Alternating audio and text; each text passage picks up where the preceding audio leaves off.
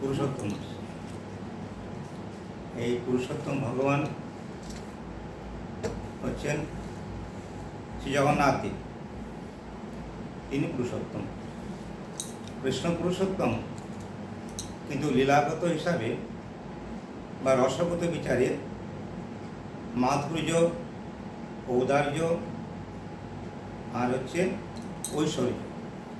তো ঐশ্বর্য হচ্ছেন দ্বারকাধীশ কৃষ্ণ এবং শ্রী জগন্নাথ পুরীধাম।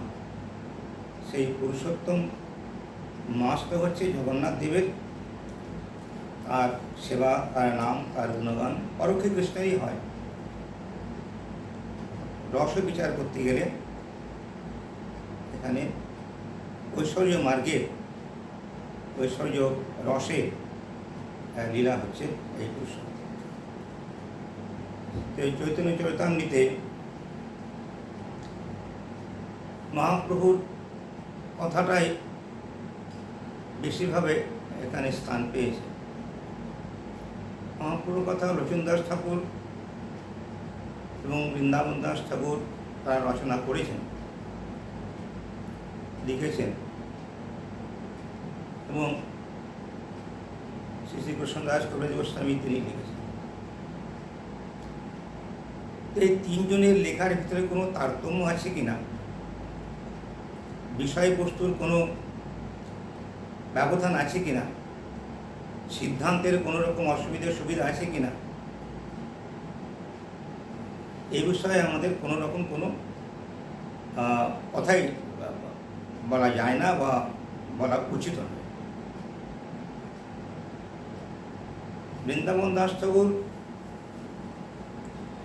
বা শ্রী রচন দাস ঠাকুর তারা যে মহাপ্রলীলা অনুভব করেছেন শুধু নয়, ভজনের দ্বারা তারা যা দর্শন করেছেন, লীলা দর্শন করিয়েছেন মহাপ্রভু, সেই লীলাটাকে দর্শন করবার পরে আমাদের জন্যে তিনি লিপিবদ্ধ করেছেন। পরবর্তীকালে যারা ভজন করবার ইচ্ছুক তারা এই মহামূল্য যে মহাপ্রভুর গৌর লীলা আস্বাদন করবার নিমিত্ত তিনি এইভাবে লিপিবদ্ধ করলেন। কিন্তু লীলাকে দর্শন করতে করতে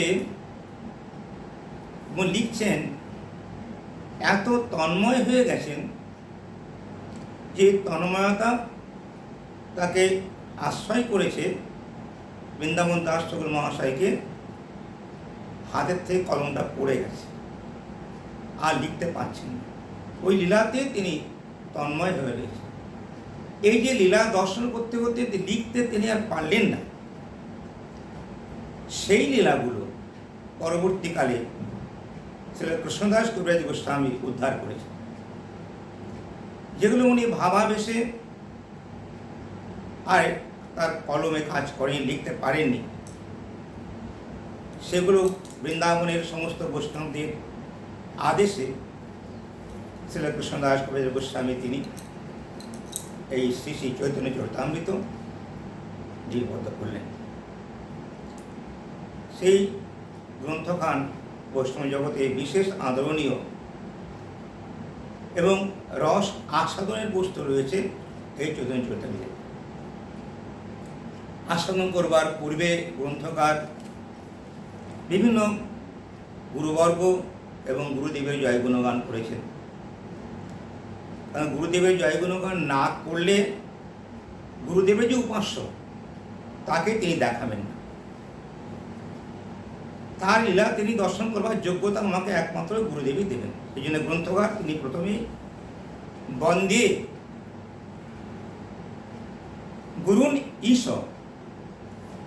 ভক্তান ঈশম ঈশম অবতারকান তৎপ্রকাশাঙ্গশ্চ তৎশক্তি কৃষ্ণ চৈতন্য সঙ্গক। বন্দে, আমি বন্দনা করি। আমরা বন্দনা করি, আমাদের যে বন্দনা হয়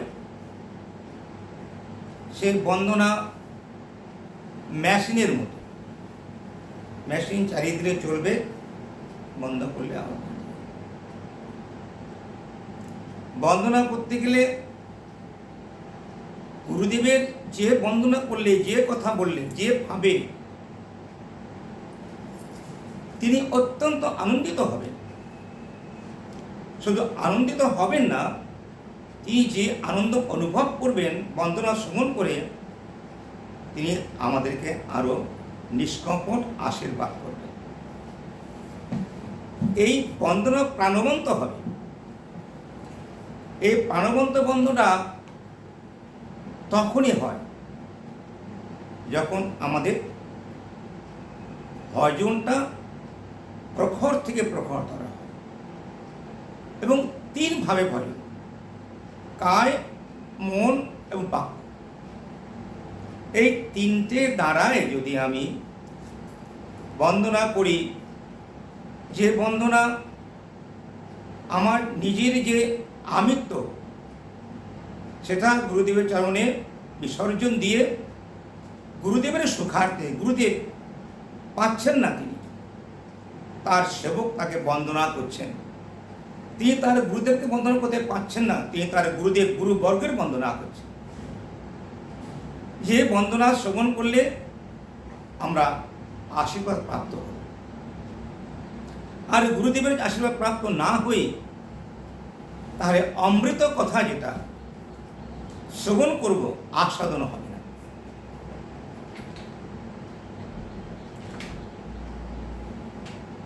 কাচের শিশির মধ্যে মধু আছে, আর মধুকর ঘোরাঘুরি করছে, দেখছে মধু, যেহেতু মধু আছে, কিন্তু আস্বাদন করতে পারছে না। আস্বাদন করতে গেলে এইটা যার, তার প্রতি আমাকে প্রপন্ন হতে হবে, শরণাগত হতে হবে। আমি ইচ্ছুক মধুপান করবার জন্যে তাকে যদি আমি বন্দনা করি, প্রণত হই তার কাছে, আদি বিদ্ধি পুনিপাতেন পরিপ্রশ্নেন সেবয়া, শ্রীগীতা, তখন যদি কৃপা করে তিনি সেই মধুর যে পাত্রটা যদি খুলে দেন, তাহলে মধুকর সে মধু পান করতে পারবে। ঠিক বন্দনাটা এইরকমই হয়। আমাদের কবিরাজ গোস্বামী তিনি ঠিক এইভাবে বন্দে কায় মনোবাক্যে তিনি তার গুরুদেব বন্দে গুরুন ঈশ ভক্তান ঈশ, এখানে তারা শব্দ দিয়েছেন ঈশ। ঈশ শব্দে ঈশ্বর তত্ত্ব, এ শব্দের অর্থ হচ্ছে ঈশ্বর বস্তু। গুরুদেব, গুরুবর্গ, পরাৎপর গুরু, পরমেষ্ঠী গুরু, এগুলো সবই আমাদের তারা ঈশ তত্ত্ব। বন্দে গুরুন ঈশ ভক্তান ঈশ, ঈশ অবতারকা। এই যে গুরুবর্গ এবং ভগবানের অনুগত যারা, আমরা আমাদের গুরু পরম্পরাকে গুরু বলি। আমাদের যে গুরু পরম্পরা থাকে, প্রত্যেক গুরু পরম্পরা আছে, গুরুদেব, পরম গুরুদেব, পরাৎপর গুরুদেব, পরমেষ্ঠী গুরুদেব, এই পরপর আমাদের গুরু পরম্পরা আছে। কিন্তু ভগবানের একনিষ্ঠ যিনি ভক্ত, যিনি আমার চাইতে উচ্চাঙ্গের সেবা করছেন, উচ্চাঙ্গের বন্দনা করছেন, আমার সম্প্রদায় নয়, আমার গুরু পরম্পরার মধ্যে নয়, তাকেও এখানে বললেন পরমেশ্বর ভগবানের যে ভক্ত, তাকেও আমাকে গুরু বলে স্বীকার করতে হবে। যদি না করি তাহলে বন্দনা পরিপূর্ণটা হবে না। এখন গুরুদেব তো আমাদের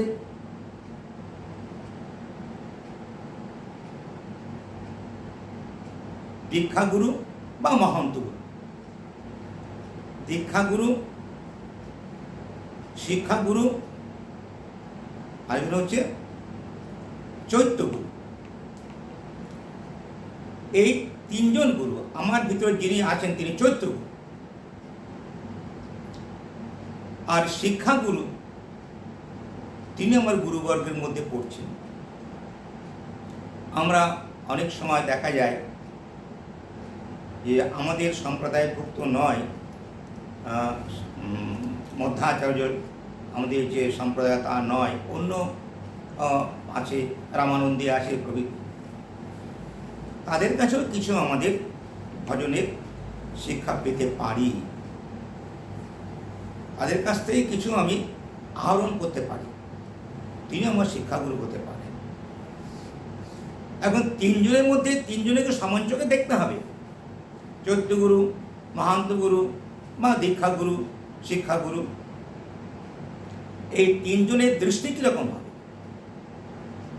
বন্দে গুরুন ঈশ ভক্তানি ঈশ্বর ঈশ্বর অবতারকান। এই অবতারকান ভগবানের বহু অবতার আছে, এই অবতারা বলে তাদের মধ্যে এই যে গ্রন্থ চরিতামৃত গ্রন্থ আমাদের শিক্ষাগুরু, ভাগবত আমাদের শিক্ষাগুরু। এই শিক্ষাগুরুর কাছ থেকেই আমার ভজনের প্রণালী আমাকে জানতে হবে। এই শ্রীমদ্ ভাগবত, বিভিন্ন শাস্ত্রগ্রন্থ, যেগুলো যারা ভগবানের একান্ত অনুগত সেবক, তাদের মুখনিঃসৃত বাণী, এগুলো আমাদের গুরু। সেই গুরুবর্গের যে তাদের প্রতি শ্রদ্ধা, এই শ্রদ্ধাটা আমার দীক্ষাগুরুকে যেমন করব, আমি শিক্ষাগুরুকে তেমনই করব। যেখানে গুরু শব্দটা আছে, এই গুরু শব্দের ভিতরে তদোচিত তাকে তার মর্যাদা, তার সম্মান আমাকে করতেই হবে। না তাহলে আমার দীক্ষাগুরু, শিক্ষাগুরু এবং আমার চৈত্যগুরু, এদেরও প্রত্যেকেরই আমাকে যথোচিত সম্মান মর্যাদা করতে হবে। তৎপ্রকাশাংশ্চ, প্রকাশ করবেন যিনি, সেই ভগবানের নাম, রূপ, গুণ, লীলা, পরিকর গুণ, এগুলো প্রকাশ করবেন আমাদের শিক্ষাগুরু এই গ্রন্থ। এবং ভাগবতীয় যিনি জীবনযাপন করছেন, তিনি ভক্ত ভাগবত, গ্রন্থ ভাগবত আর ভক্ত ভাগবত। তো ভক্ত ভাগবত যিনি সমস্ত জীবনটাই তার শ্রীমদ্ ভাগবত, ভক্তিশাস্ত্র, ভক্তিশাস্ত্র অনুমোদিত যেসব আচরণ, ভক্তিশাস্ত্র অনুমোদিত যেসব বাক্যাবলী, এগুলো যার জীবন, তিনি ভক্ত ভাগবত। এই ভক্ত ভাগবত ভগবানের একান্ত অনুগত জন, তাকে অবতার বলা হয়, ভক্ত অবতার। অদ্বৈত প্রভু ভক্ত অবতার, শিবাস ভক্ত অবতার, এমনকি মহাপ্রভু তিনিও ভক্ত অবতার রূপে আবির্ভূত হয়েছে। কৃষ্ণ অর্জুনকে বলেছেন, আদেশ করেছেন, উপদেশ করেছেন। কৃষ্ণ ওই যাজ্ঞিক ব্রাহ্মণীগণ যখন এসেছিলেন, তাদের উপদেশ দিয়েছেন, উপদেশ করেছেন কৃষ্ণ, আদেশ করেছেন কৃষ্ণ, কিন্তু কৃষ্ণ আদেশ পালন করেননি। আর পালন করাবার জন্যে সেই কৃষ্ণই এই গৌর রূপ হলেন, কিন্তু গৌর রূপটা একটা প্রচ্ছন্ন অবতার। অন্তঃ কৃষ্ণ, বাহির গৌর। কেন? সেবিকা। শ্রীমতী রাধারানী যেহেতু কৃষ্ণকে অবলম্বন করে তিনি আবির্ভূত হয়েছেন, রসরাজ এবং লাদিনী শক্তি শ্রীমতী রাধারানী, এই যে প্রচ্ছন্ন রূপ তিনি প্রকট করেছেন, কিন্তু ভক্ত অবতার, তিনি ভক্ত রূপে সবার কাছে নিজে আদেশ করেছেন, কিন্তু নিজে করে তা আদেশ করেছেন। আপনি আচরণ ধর্ম জীবকে শেখায়, এটা অন্য কোনো যুগে হয়। তো সেই জন্যেই কৃষ্ণ চৈতন্য তৎশক্তি, শক্তি এবং শক্তিমান, শক্তিমতেরও ভেদ, শক্তিমান অভিন্ন। কৃষ্ণ চৈতন্য সঙ্গম, সেই কৃষ্ণ চৈতন্য এই সংজ্ঞা নিয়ে তিনি আবির্ভূত হয়েছেন। কৃষ্ণকে জানবার যে চেতনতা, সেটা রাধারানীর অনুগত যে গুরুবর্গ বা গুরুদেব, তিনি আমাদের জানাবেন। গুরুদেবের দুটো স্বরূপ রয়েছে, একটা হচ্ছে নিত্যানন্দ তত্ত্ব, আর একটা হচ্ছে সখীরূপ। সাধন মার্গে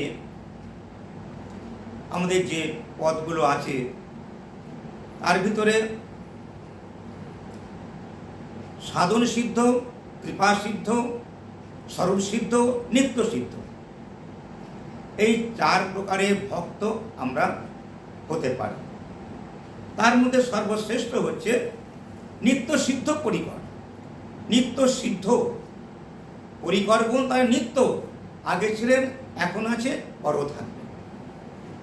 এখন যারা নতুন ভক্ত হলো, এরা তো ভক্ত আগে ছিল না, এখন ভক্ত হয়েছে। তাহলে এদের কি সংজ্ঞা দেওয়া যেতে পারে?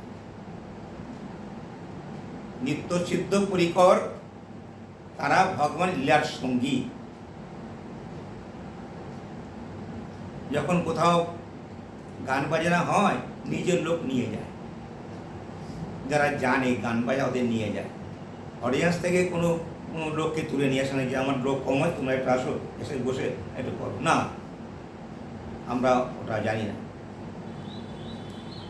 তো ভগবান যখন আসেন তখন নিত্য পরিকরতে নিয়ে আসেন। কিন্তু নূতন ভক্ত, তাদের কি সংজ্ঞা দেওয়া যেতে পারে? তারা সাধন সিদ্ধ, সাধনের দ্বারায়, ভজনের দ্বারায় তারা সিদ্ধপ্রাপ্ত হয়েছে। এবং তারা কিভাবে অবস্থান করবেন, কোথায় অবস্থান করবেন, প্রমাণ শ্রীমদ্ ভাগবত দিলেন। শ্রীমদ্ ভাগবতের রাসচক্রে আমাদের শিবজি মহারাজ দর্শন করবার আকাঙ্ক্ষা করলেন। পার্বতী বললেন যে তোমাকে এই করতে হবে, তোমাকে ভজন করতে হবে। কোথায়? বৃন্দাবনে। সাধন ভজন না করলে তুমি কী করে তা সেখানে তুমি দেখতে পারবে, সেই রাত তুমি পারবে। বলে কীভাবে করবো? বলে বৃন্দাবনে যে রাস্তা দিয়ে গোপীরা স্নান করতে যায় সকালবেলায়, ওই রাস্তার পাশে ওই গুল্ম লতা হয়ে একটা জন্ম কাটাতে। বলে তার মানে আমি শিবলোকে আসি এখানে? বলে না, বৃন্দাবনে একমাত্র পুরুষোত্তম কৃষ্ণ, আর পুরুষ থেকে নেই, সেখানে সব গোপী আছে। বলে তো আমার ওখানে কেন? বলে ওখানে ওই গোপীরা যখন যাবে, ওদের ঘাগরা থেকে যে ধুলো উঠবে, সেই ধুলো তোমার মাথায় পড়বে। একটা যেরকম ওই গোপীদের পায়ের ধুলো তোমার মাথায় নিতে হবে, তাহলে তোমাদের গোপী ভাবটা তোমার আসবে। তখন কবি বৃষভানুপুরে আহিরে গোপের ঘরে তনয়া হইয়া জনবিব, নরোত্তম দাস ঠাকুর মহাশয়ের কীর্তন। তখন আহিরে গোপের ঘরে জন্মগ্রহণ করবেন ওই স্বীকৃতি নিয়ে। তিনি গিয়ে রাস দর্শন করবেন। সিদ্ধ যারা সাধন সিদ্ধ ভক্ত, তারা লীলার সঙ্গী হবেন না। যারা অভিনয় করে আর অভিনয় যারা দেখে, আনন্দ দুই প্রকারের। অভিনয় করে আনন্দ আর অভিনয় দেখে আনন্দ। দুজন আনন্দ সমান কি? না, সমান না।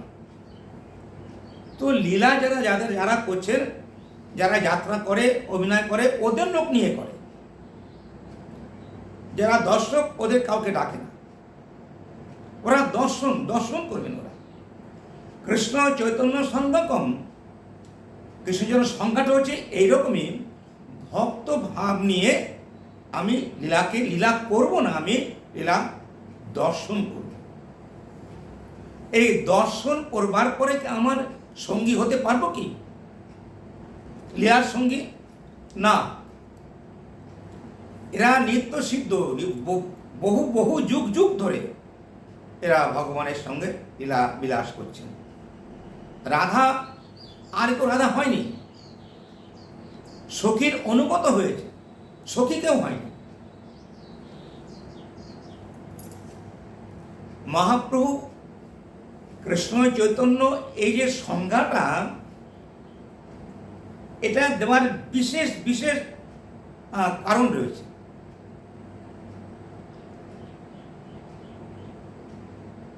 কোনো একদিন রাধাকুণ্ড তীরে রাধারানী কৃষ্ণ গোপীরা লীলাবিলাস করছেন। পরবর্তীকালে ওখানে রাধা গোবিন্দের মিলন, সমস্ত সখীরা মঞ্জুরিগণ তারা বিভিন্ন প্রকারের কারোর হাতে ফুল মালা, সুগন্ধ, নৈবেদ্য, বস্ত্র বিভিন্ন প্রকারের নিয়ে দাঁড়িয়ে আছেন। এই সময় পৌর্ণমাসী, যিনি আমাদের কার মা যেন,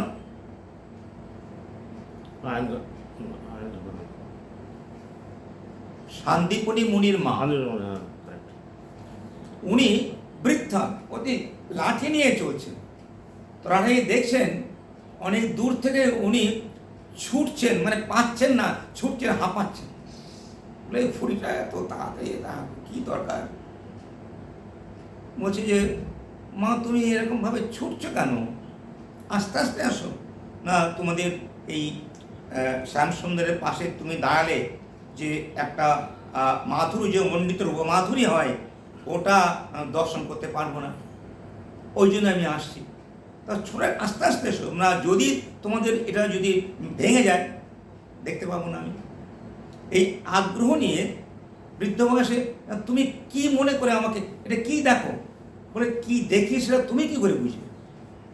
তুমি যখন শ্যামসুন্দরের বাম পাশে দাঁড়াও তখন যে মাধুর্য হয়, তুমি একা থাকো, শ্যামসুন্দর একা থাকো, কিন্তু না, যখনই তার পাশে দাঁড়াও তুমি, তখন যে মাধুর্য হয়, মধুরিমা হয়, যে আস্বাদন বস্তু হয়, দর্শন করে যে আস্বাদন করি আমি নয়ন দিয়ে, চোখ দিয়ে, যে আমি আস্বাদন করি, ওটা আমি তোমাকে বলতে পারবো যে আমার কি আনন্দ হয়। সখীরা এই কথা শুনে বলে আমরাও তো দেখি, আমরা তো রোজ দেখি, যখন এই যুগল হয় আমরা আমাদের রাধারানীকে নিয়ে আসি। তো এই বুড়িমা কি বলছে? রাধারানী বললেন, বুড়িমা আমি তো দেখব, এই যে কৃষ্ণ চৈতন্য সংঘকম, এই সংখ্যাটা কিরকম দিচ্ছেন? বলছে আমি, রাধারানী বলছেন আমি দেখবো একটুখানি। বলে কি? বলে শ্যামসুন্দরের পাশে আমি দাঁড়ালে কি মাধুর্য হয়, এটা আমি দেখব। তখন ওই পৌর্ণমাসী মানে তারই তো রাধা, আর একজন রাধা দরকার, রাধা একজন তোমার পাশে দাঁড়াবে, তুমি দেখবে। বৃন্দাবন রাধা তো আর কেউ নেই। বলে হ্যাঁ তাই তো, তাহলে আমি তো দেখব। কৃষ্ণ বলেন অপেক্ষা করো, তুমি নিশ্চয়ই দেখবে। আমার পাশে দাঁড়ালে কত সুন্দর হয়, অর্থাৎ এই যুগল রূপটা, হরে কৃষ্ণ, এটা যুগল নাম। তো এটা যে এর যে রূপ আছে, এটা তুমি দেখবে, একটু অপেক্ষা করো। সামনে কলিযুগ আসছে, আমি আর রাধারানী এক হব, যা কোনো যুগে হয়নি। লক্ষ্মীনারায়ণ, সীতারাম, রাধাকৃষ্ণ কিন্তু কলিতে একজন। এই কলিযুগ ধন্য এই জন্যে, কোনো যুগে কোনো অবতারে ডবল হয়েছে, শক্তিমান, কিন্তু এই যুগে শক্তিমান এক। রসরাজ মহাভাবের এই মিলন হচ্ছে গৌর। তো এই যুগল যে রয়েছে, অন্তর্কৃষ্ণ বাহির গৌর, দক্ষিণে নিতাই চাঁদ, বামে এই গদাধর হচ্ছে রাধারানীর আবেশ অবতার। রাধারানী না, রাধে কৃষ্ণের সঙ্গে, কৃষ্ণ অন্তরে কৃষ্ণ, বাহির গৌর। একটা সোনার কোটোর মধ্যে কালো একটা হীরা, কালো হীরা রয়েছে, উপরে সোনার কোটো। তার শ্যামসুন্দর হচ্ছে কালো, অন্তরে মহাপ্রভু অন্তরে কালো, আর বাইরে সোনার বরণ। তো এই যে মিলনটা, কৃষ্ণ চৈতন্য সংঘকম, সংখ্যাটা কি? মিলন, রাধারানী এবং কৃষ্ণের মিলন। এই মিলনটা দর্শন করে আনন্দ পাচ্ছেন দাপর যুগে যে আশা ছিল রাধারানীর যে আমি যুগলটা সবসময় দেখবো, যুগল হলে কেমন সুন্দর লাগে, এই ঔদার্য লীলাটা আমার মহাপ্রভু সেরে করলেন, যার জন্যে ওই গদাধর সম্পূর্ণ বাম পাশে থেকে উনি দর্শন করছেন। তাই দক্ষিণে নিতাই চাঁদ, বামে গদাধর। তিনি যদিও ভক্ত সঙ্গম সেবক রূপে, অথবা দর্শন করে এই রাধা গোবিন্দের যে মিলনটা, এই মিলিত হয়েছেন একসঙ্গে, এই রসটা আস্বাদন করছে রাধারানী আবেশ অবতার হয়ে আমার মহাপ্রভুর বাম পাশে আসুন। কৃষ্ণ চৈতন্য সঙ্গম। গুরুদেব, ভক্ত, বৈষ্ণব এরা এটাই আমাদের জানাতে চাচ্ছেন। এই সংজ্ঞাটা হয়েছে এই, একমাত্র যুগল উপাসনা ছাড়া আমাদের দ্বিতীয় অন্য কোনো আসনের বস্তু নাই। তার নাম, তার রূপ, তার গুণ, তার লীলা, তার পরিকর, তার ধাম, তার বৈশিষ্ট্য, প্রত্যেকটা বস্তু ওই নামের মধ্যে আছে। এই নামকে যদি আমি আস্বাদন করতে পারি, নামের কৃপা হলে তার রূপ দর্শন করা যাবে। এই সংজ্ঞা দিচ্ছেন বন্দে গুরুন ঈশ ভক্তান ঈশ অবতারকান তৎপ্রকাশ সাঙ্গ তৎশক্তি। প্রকাশ বিগ্রহ শ্রী গুরুপাদ পদ্ম, তিনি প্রকাশিত হচ্ছেন আমার সামনে গুরু রূপে, বলবার জন্যে। গুরুদেব নিজে আস্বাদন করেন, আর আস্বাদন করাবার জন্যে তিনি আমাদেরকে প্রকাশ বিগ্রহ, তিনি আমাদের কাছে বিষয় বিগ্রহের যে মূল তত্ত্ব, রসপুষ্ট যে কলেবর, যে কলেবরের প্রতিটা বস্তুই রসপুষ্ট, নিগম কল্প তরুর গলিত ফলম সুখ মুখাদ অমৃত দ্রব্য সংযোজিত। ভাগবত কথা শুনছেন সুখদেবের সে মুখ থেকে, অপূর্ব, কিন্তু তার মুখ থেকে যে শব্দ বেরোচ্ছে ওইটা ওই শ্লোকের প্রত্যেকটা অর্থের সঙ্গে অমৃত সংযুক্ত, দ্রবীভূত হচ্ছে, মিশে যাচ্ছে, দ্রবণ শক্তি রয়েছে, তরল। এই যে আস্বাদনের বস্তু, আমি ভাগবত কথা, ভগবানের কথা, ভগবানের নাম গুণগান, এটা আমি আস্বাদন করবার একটা ইচ্ছা আমার জেগেছে। তো সেই ইচ্ছাটা আমার, তার যে নাম মাধুরী, তার রূপ মাধুরী, তার গুণ মাধুরী, তার বেণু মাধুরী, তার ধাম মাধুরী, তার ভক্ত মাধুরী, এই মধুরিমা, এই মাধুরীটা আমার আস্বাদনের বস্তু। মধু আছে যে পাত্রে, ওটা আমার প্রয়োজন নেই, কিন্তু আমার মধু আস্বাদন করতে হবে, থাকবে কোথায়? গুরুদেবের অন্তরে, ওইটা পাত্র। সেই গুরুদেবের হৃদয়কে যে মধুরিমা আছে, যে মাধুর্য আছে, রাধা গোবিন্দের যে লীলা মাধুরী আছে, ওই লীলা মাধুর্য তিনি আস্বাদনের করাবার জন্যে তিনি পাত্ররূপে, প্রকাশ বিগ্রহ রূপে আমাদের কাছে আসছেন। আমি তাকে বন্দনা, গুরুদেব এবং গুরুবর্গ প্রভৃতি। এরপরে বললেন, বন্দে শ্রীকৃষ্ণ চৈতন্য নিত্যানন্দ সহোদিত গৌরোদয়ে, গৌর উদয়ে, গৌরে উদয় হয়েছে। এই উদয় শব্দটা কিরকম? এখানে উদয় কেউ কি উদয় করায় দেয়, না উদয় আপনার থেকে হয়? উদয়, গৌর একটা বিরাট শব্দ দিয়েছেন এখানে, আমাদের গৌড় দেশ, এই গৌড় দেশে তিনি উদয় হলেন। নিত্যানন্দ সহোদিত, নিত্যানন্দ এবং কৃষ্ণ চৈতন্য মহাপ্রভু ইনি একসঙ্গে প্রকটিত হয়েছেন। এই উদয়টা কেউ করেনি, তিনি নিজে উদয় হয়েছেন। এই নাম উল্লেখ করে দিলেন গৌড় দেশে, গৌরোদয়, গৌড়ে উদয় হয়েছে। সূর্য উদয় হন ভগবত আদেশে, আমাদের জন্য। সূর্য লোক যেখানে আছে, যেখানে সূর্যদেব আছেন, তার ডিউটি তিনি নিজেই উদয় হবেন, কিন্তু আদেশটা তার প্রভুর, ভগবানের। তো এখানে নিতাই গৌর যে গৌরসুন্দর তিনি যে উদয় হলেন, এটা কার আদেশ? কে আদেশ করেছে? আমাদের জন্যে তিনি প্রকট হয়েছেন।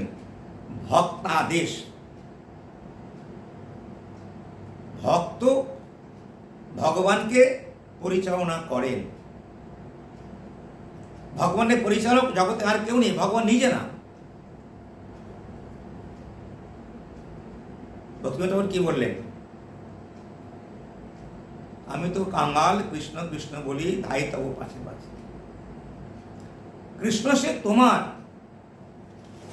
ভক্তিবিনোদ ঠাকুর বললেন কৃষ্ণ সে তোমার, আর কারণ না। কার? কৃষ্ণ ভক্তি। তো কৃষ্ণ ভক্ত কৃষ্ণকে পরিচালনা করেন।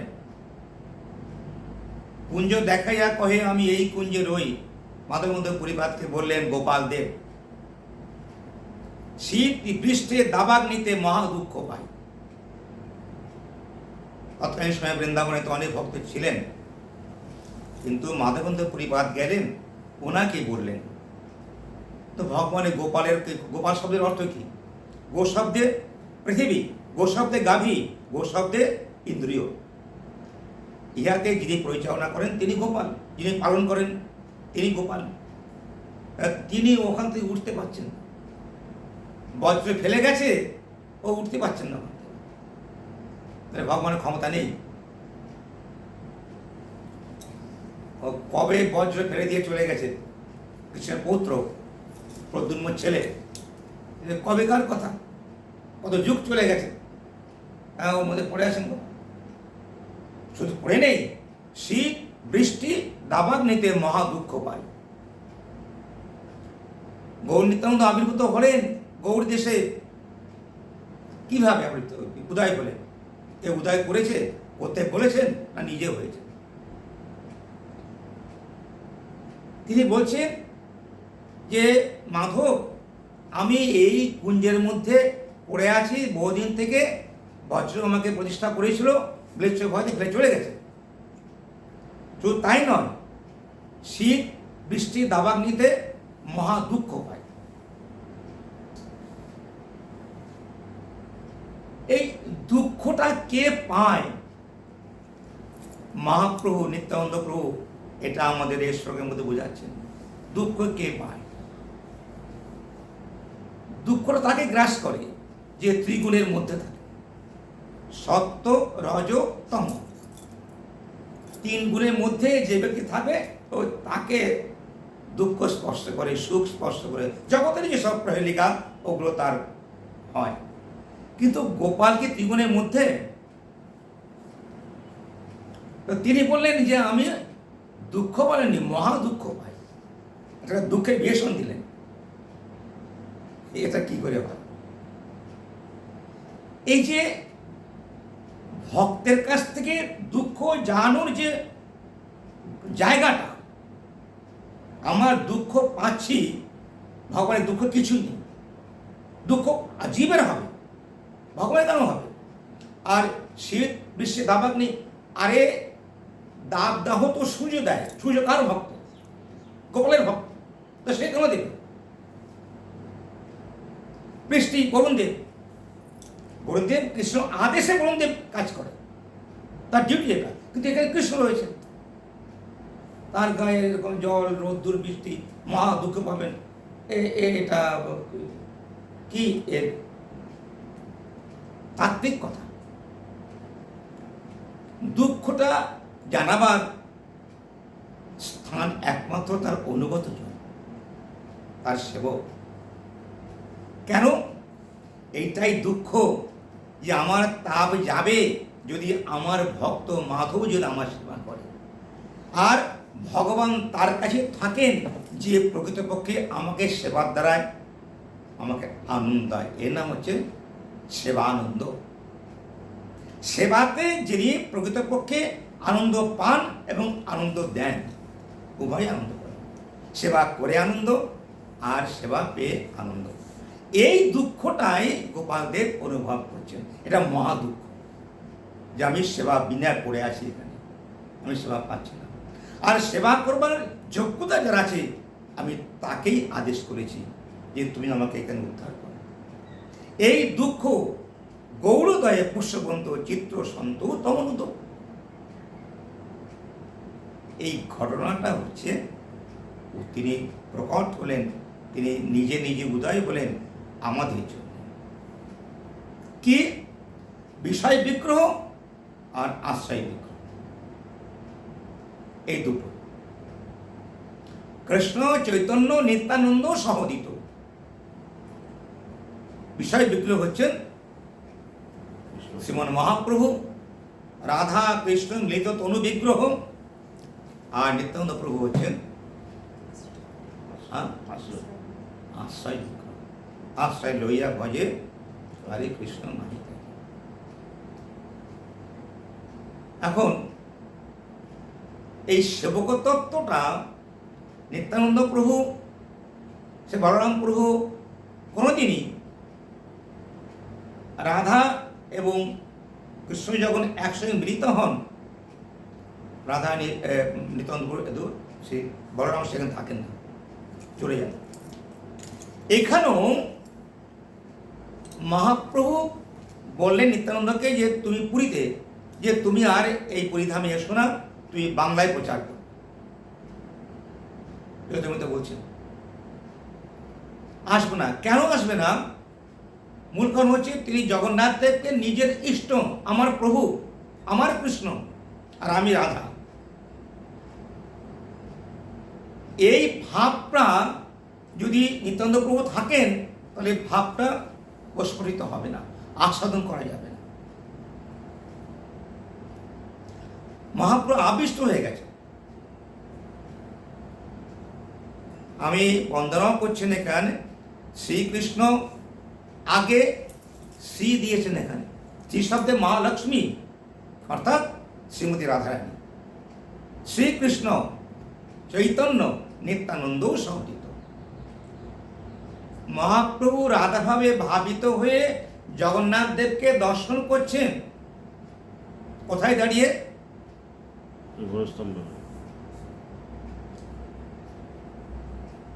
তন্ময় হয়ে গেছে। কথা হচ্ছে, জগন্নাথ দেবের কথা হচ্ছে, তুমি এখানে কেমন, বৃন্দাবনে চলো। এই তন্ময়তার সঙ্গে ওই সময় তার অঘটন ঘটে গেল। উড়িয়া রমণী সে মহাপ্রভুর দুই কাঁধে পা দিয়ে দর্শন করছে। মহাপ্রভু বলেন দর্শন করুন, উনি কিছু বলেননি। আর তার কি অপরাধ হলো? এরকম শাস্ত্রে লেখা নেই। ভাবাবেশে দর্শন, ভাব,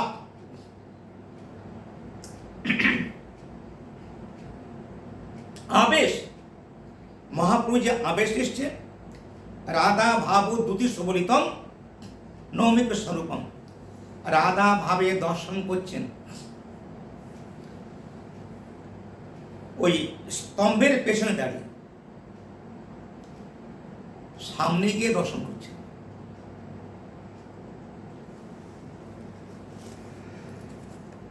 এর কারণ কি?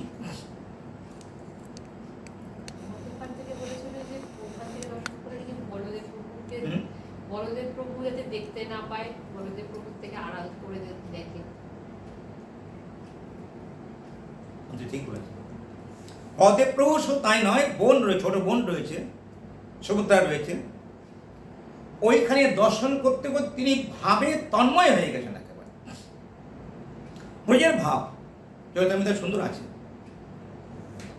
ভাবে থাকতে পারছেন না, পড়ে যাচ্ছেন, দেওয়ালে হাত দিয়ে দিয়েছেন, দেওয়ালে ঠিক আছে, এখনো সেই দেওয়ালে চিহ্ন আছে, আঙুলের চিহ্ন আছে। এই ভাবটা নিত্যানন্দ প্রভু থাকলে হবে না, যেহেতু তিনি জ্যেষ্ঠ বড়, তার সম্মান নষ্ট হবে। এই জন্য তিনি তাকে বললেন যে তুমি যাও, চলে যাও, তুমি গৌড়ে প্রচার করবে, তুমি আর পরিধামে আসবে। কিন্তু পরে তিনি আরেকবারে গিয়েছিলেন, মহাপ্রভু এই করার পরেও তিনি একবার গিয়েছিলেন, তারপরে আর যাননি। মহাপ্রভু দক্ষিণ ভারতে চলে গেলেন, আর যাননি। গৌড় দেশের পূর্ব দিগন্তে একই সময়ে অতি বিস্ময়করভাবে যা হয়নি, সূর্য এবং চন্দ্রের মতো যারা উদিত হয়েছেন, সেই পরম মঙ্গল প্রদাতা, অজ্ঞান অন্ধকার নাশক, এই দুঃখটা পেলেন। এই দুঃখটা গোপাল পেয়েছেন কি বস্তু? সেই দুঃখটা কি বস্তু? এই যে তাত্ত্বিক জ্ঞান, এইগুলো জানাবার জন্যে শ্রী মহাপ্রভু তিনি এবং নিত্যানন্দ প্রভুকে নিয়ে, আশ্রয় বিগ্রহকে নিয়ে বিষয় বিগ্রহ আবির্ভূত হয়েছে। রাধারানী আশ্রয় বিগ্রহ, কৃষ্ণ বিষয় বিগ্রহ। আমাদের সাধন সিদ্ধ যারা, তারা লীলার সহায়ক হবে না। শিবজি মহারাজ রাস চক্রের ভেতরে যাননি তিনি। এক কৃষ্ণ এক গোপী, শতকোটি গোপিনী রাস করেছিলেন। ওখানে শিবজি মহারাজ উনি যে গোপী হয়ে গেছিলেন, উনি দর্শক ছিলেন। এই রাসকে দর্শন করেছেন। রাসকে দর্শন আর কেউ করতে পারেনি, উনি দর্শন করেছেন। তাও কি আহিনী গোপের ঘরে তিনি জন্মগ্রহণ করেছেন, গোপী হয়েছেন। যখন শ্রীপুরি জিজ্ঞেস করছে এটা কে, বলে নূতন গোপী। এই গোপীটা শব্দ প্রয়োগ করেছেন, বলে হ্যাঁ যাও, নূতন গোপী। সেই জন্যে ভগবান লীলাটা আমি লীলা করবো, ভগবানের সঙ্গে আমি দর্শন করবো, ভক্ত এইটা আকাঙ্ক্ষা যে আমি তার লীলা, এইটাই জানাবার জন্য নিত্যানন্দ প্রভু আশ্রয় বিগ্রহ হয়েছে।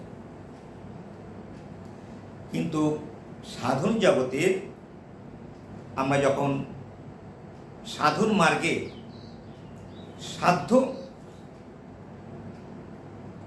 সেবক তত্ত্ব, সেবক সেব্য, সেবক আর সেবা, এই তিনটে কথা।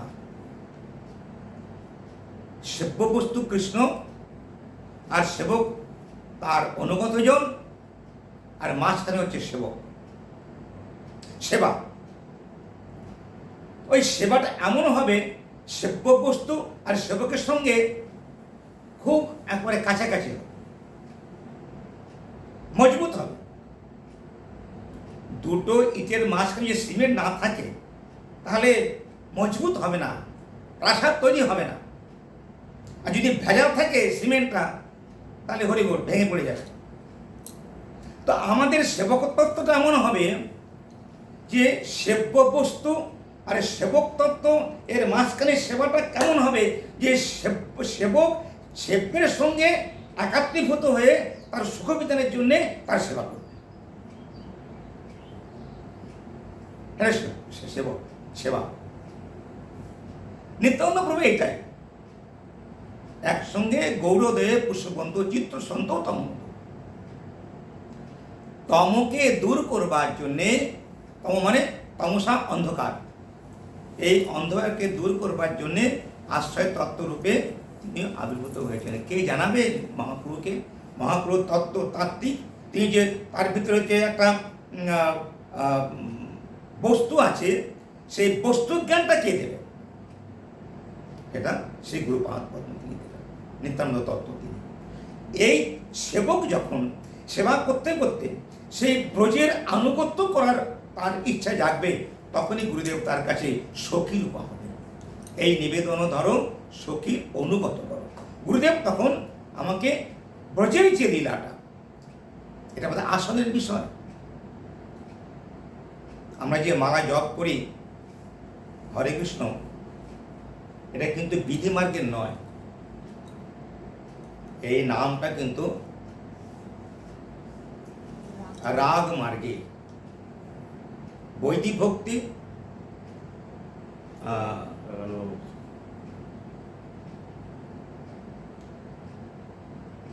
সাধন ভক্তি, বৈদিক ভক্তি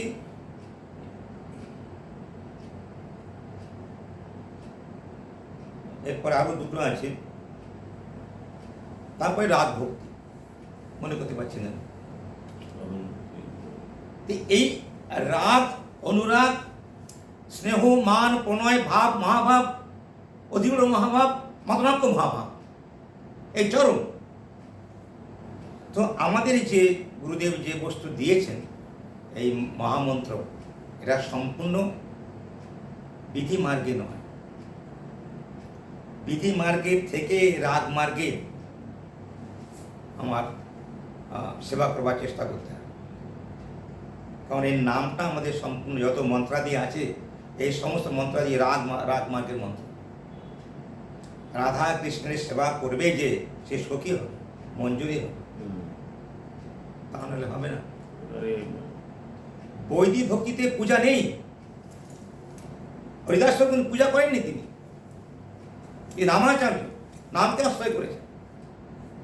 কিন্তু প্রত্যেক দিন মহাপ্রভু জগন্নাথ দেবকে দর্শন করে উনি যেতেন হরিদাস ঠাকুরের কাছে দর্শন করতে, না দর্শন দিতে। এটা প্রত্যেক দিন তার ইচ্ছে। ওখানে অনেকক্ষণ হরিকথা বলে উনি গঙ্গা এই সমুদ্রে স্নান করতে যেতেন, আবার প্রসাদ পেতে আসতেন।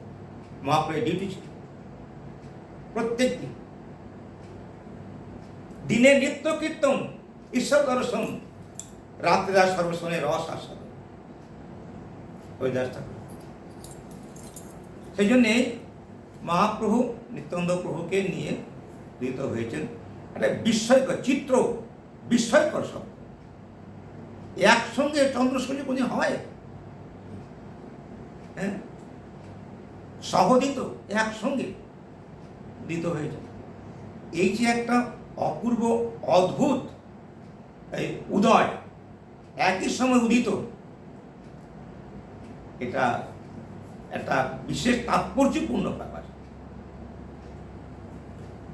দুজনই আমার নিত্যানন্দ প্রভু প্রথমে নন্দনাচারী গৃহেতে, মহাপুরুষ সেখানে গিয়ে আবিষ্কার করলেন নিত্যানন্দ প্রভু। আর কেউ করতে পারেনি। ভক্তরা ফেরিও, ভক্তরা আগে না প্রভু কোথায় পায়নি। তো মহাপ্রভু কীর্তন পার্টি নিয়ে চলে গেলেন, সংকীর্তন পার্টি নিয়ে চলে গেলেন। সবাই কীর্তন পার্টি কেউ নিয়ে যায়, মহাপ্রভু কীর্তন পার্টি নিয়ে গেলেন, কলকাতা সবাই নিয়ে কীর্তন করছেন। সেখানে কীর্তন প্রচারও করছেন শ্রীমন মহাপ্রভু। তিনি গিয়ে উদ্ঘাটন করলেন নিত্যানন্দ প্রভুকে, এই নিত্যানন্দ বোধা করতে পারে। আশ্রয় বিগ্রহ না থাকলে বিষয় বিগ্রহকে কে জানাবে? তাই নিজে গিয়ে আশ্রয় বিগ্রহকে ভগবানের দ্বিতীয় করেন হচ্ছে শ্রী গুরুদেব। আশ্রয় বিগ্রহকে তিনি এসেছেন, তত্ত্বটা তিনি আশ্রয় বিগ্রহকে আমার কাছে এসেছেন, কিন্তু তিনি অভিন্ন তত্ত্ব না। গুরুদেবের তো এরকম একটা শারীরিক অসুস্থতা আছে, ভগবান হলে এরকম কিছু হবে, আমাদের সন্দেহ ভিতরে চলে আসে। আরে গুরু সেবা করলে সন্দেহ নিরসন হবে, সন্দেহ দূর হবে, পারফেক্ট শিওর। ও কেমন গুরুদেব অসুখ বিষয় করছে, হাসপাতালে চলে গেল।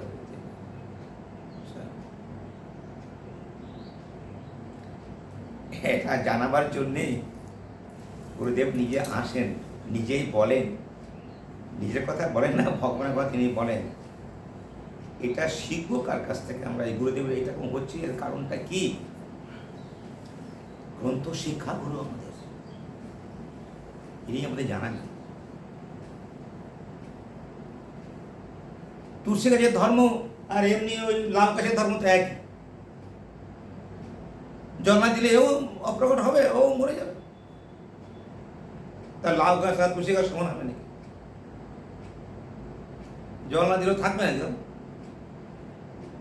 আরে দূর, তুমি কি ভক্তি দিয়ে বলে ও আপু ময় নেই, জল না দিলেও তুমি মরে যাবে। জল না দিলে লাউ গাছ দেখা যায়, লাউ গাছে মরে যাবে, জল না দিলে না।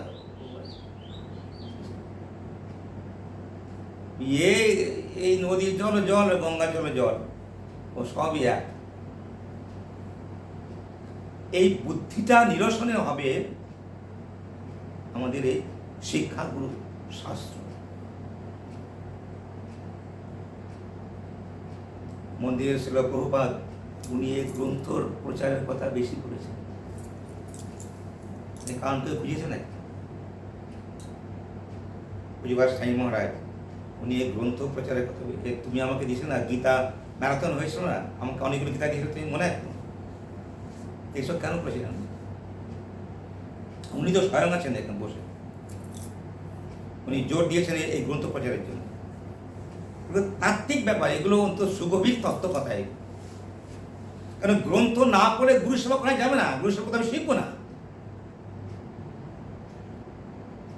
গুরুমুখ পদবাক্য চিত্তেতে করিয়া ঐক্য, তাই জানো কি করে? প্রভুপাদ গৌরীয় পাঠাও ঘরে ঘরে, আমাদের প্রভুপাদের বন্দনায় আছে। কেন কি করে গুরু সেবা করতে, গুরুতত্ত্বটা কি, গুরুদেবের কেন জ্বর হচ্ছে, এটা কি ব্যাপার, এই শিক্ষা গুরু গ্রন্থ আমাদের জানিয়ে দেবে। এই জন্য গ্রন্থ না পড়লে গুরুদেবের সেবা করা যাবে না।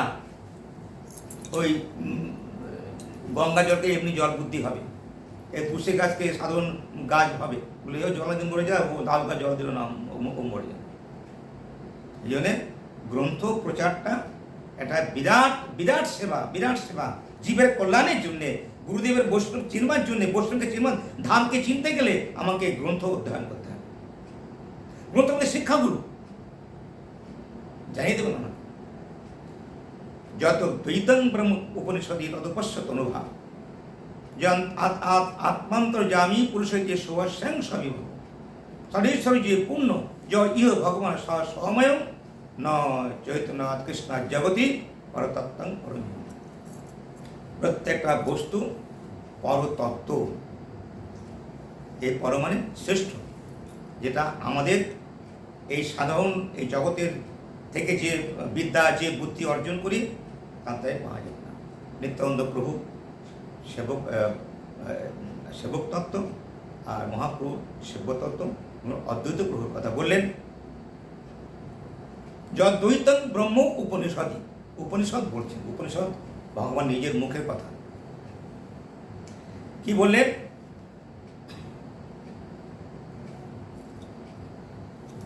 উপনিষদে নির্বিশেষ ব্রহ্মরূপে বর্ণনা করা হয়েছে।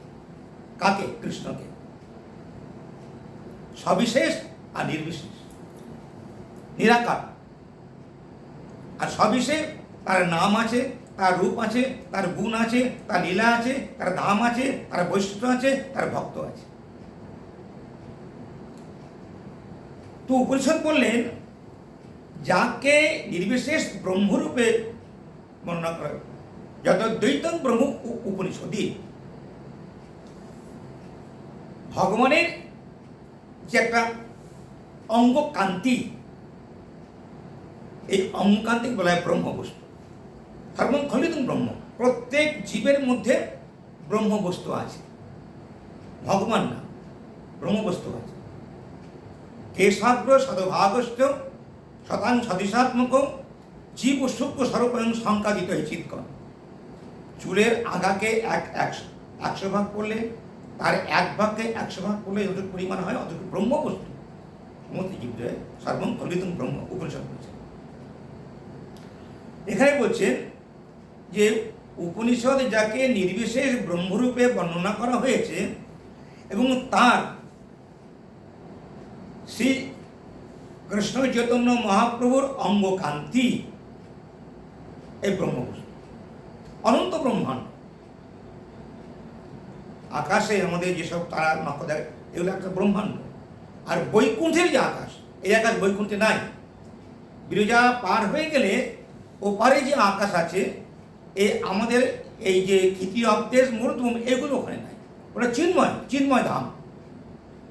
বিরজার ওপারেই হচ্ছে চিন্ময় ধাম, ওখানে এই আকাশ নেই, চিদাকাশ। ওই চিদাকাশে সব ব্রহ্মাণ্ড রয়েছে, অনন্ত ব্রহ্মাণ্ড রয়েছে। বিভিন্ন অবতারাবলী, ভগবানের যেসব অবতারাবলী আছে, বিভিন্ন ব্রহ্মাণ্ডে সে তারা সেখানে রয়েছে। এরপরে বৈকুণ্ঠ, তারপরে হলো বৃন্দাবন। তো এখানে বললেন ব্রহ্মরূপে ভগবানের অঙ্গকান্তি। যোগশাস্ত্রে যোগীরা যে পুরুষকে অন্তর্যামী পরমাত্মা বলেন, তিনি তারই অর্থাৎ মহাপ্রভুর অংশ বৈভব। ব্রহ্মকে বলা হচ্ছে তার অস্তিত্ব হচ্ছে অংশ ভগবানের চিৎবস্তু, চিন্ময় বস্তু, কিন্তু অংশ। এবং অংশ আর পূর্ণ বস্তুর মধ্যে একটা উদাহরণ ভাগবতে দিয়েছেন যে ভগবত তত্ত্বের ভিতরে, ভগবত শক্তির ভিতরে পূর্ণ থেকে অংশ হতে পারেন আর অংশ থেকে পূর্ণ হতে পারেন। এরকম তো একটা আমাদের চিন্তাধারায় চলে আসে। ভগবত, যেখানে ভগবত অংশ আছে, তা ভগবত অংশ বলে হ্যাঁ হতে পারে, হয় না। কেন হয় না?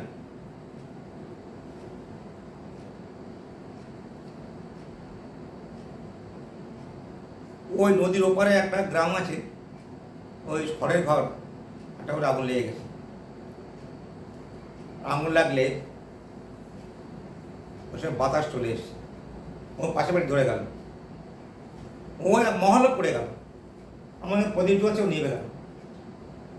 একই আগুন, ওটা বেড়ে গেল, আর এখানে ওই প্রদীপ, ওটাও আগুন, ওটা নিভে গেল। তো ব্রহ্মবস্তু এরকম একটা শক্তি, আমার এই প্রদীপের শিখাতে বিরাট আগুন হতে পারে যদি ওর দাহ্য বস্তুর সঙ্গে লাগানো যায়। ওই অল্প একটু যে আগুন জ্বলছে, ওটা বৃদ্ধি পেয়ে গেল, ও দাহ্য বস্তু সাইডে রয়েছে, ওই বাতাস সহায়তায় ওটা আরো বৃদ্ধি পেয়ে গেল। তো আমার এখানেও যদি এরকম দাহ্য উপকরণ থাকে, তাহলে এটা বিরাট হয়ে যাবে, অসুবিধা কিছু হবে না। তো ব্রহ্ম অনুবস্তু আমাদের ভিতরে রয়েছে, ব্রহ্মবস্তু রয়েছে আমাদের ভিতরে, হৃদয় অন্তরে রয়েছে, এই অনুই থাকবে। যদি ভজন রূপ উপকরণ দেওয়া যায়, সাধন ভজন রূপ উপকরণ দেওয়া যায়, তাহলে ও অনুতে বৃহৎ হতে পারে। অনুচেতন বিভূচেতন, অনুটা কার? তারই তো অনুবস্তু। কিন্তু এই যে বাতাসে নিভে যাচ্ছে, অর্থাৎ মায়ার মোহেতে ওটা স্থিমিত হয়ে যাচ্ছে, ব্রহ্মের প্রকাশ থাকছে না, ওর উপকরণটা নাই।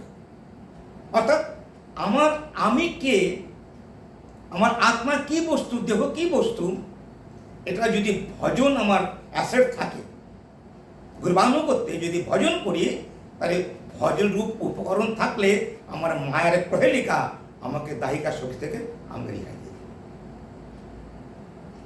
করা হয়। ছোট 10 শোনা বেড়ে গেছে? আচ্ছা আচ্ছা, আর বেশি যাবো না আমি। মানে এখানে তত্ত্ব বিচারে যাকে সরেশ্বর্য পূর্ণ ভগবান বলা হয়, তিনি হচ্ছেন স্বয়ং শ্রী কৃষ্ণ চৈতন্যের অভিন্ন অভিন্ন পুরুষ, ভগবানের অবতার, অদ্বৈত প্রভু ভগবানের অবতার। সেই জন্য আমাদেরকে তাত্ত্বিক বিষয়ে জ্ঞান নিয়েই, শাস্ত্র না পড়লে, শ্বশুরবাড়ি গেলে নতুন বউ জানে না কিছু, ও ভাসুর কিদা শ্বশুর, কোনটা দেওয়ার কোনটা ভাসুর, আমাকে জানতে হবে, তদুচিত ব্যবহার আমি করতে পারব। না জানি তাহলে আমার ছোট হতে হবে, যে এই কি জানে, জানাবে কে? ওই শাশুড়ি। ভগবত রাজ্যে, ভগবত ধামে যে তাত্ত্বিক বিষয় আছে, ভগবান গুরুদেব কৃষ্ণ রাধারানী ধাম কি তত্ত্ব, কি প্রকার তাদের কাছে আমি প্রসন্ন করবো, এগুলো শিক্ষা গুরু শ্রীমদ ভাগবত বা গ্রন্থ। এরপরে আমাদের একটা শ্লোক আছে, 1 ঘন্টা হয়ে গেল, কালকে আবার না বলো 4:30 অবধি বলো। হ্যাঁ, আরতি বলো। আরতি করবা? আরতি করবো, সন্ধ্যা দিকে। আচ্ছা ঠিক আছে। তাহলে এরপরে আমাদের 4 নম্বর শ্লোক আছে, ওটা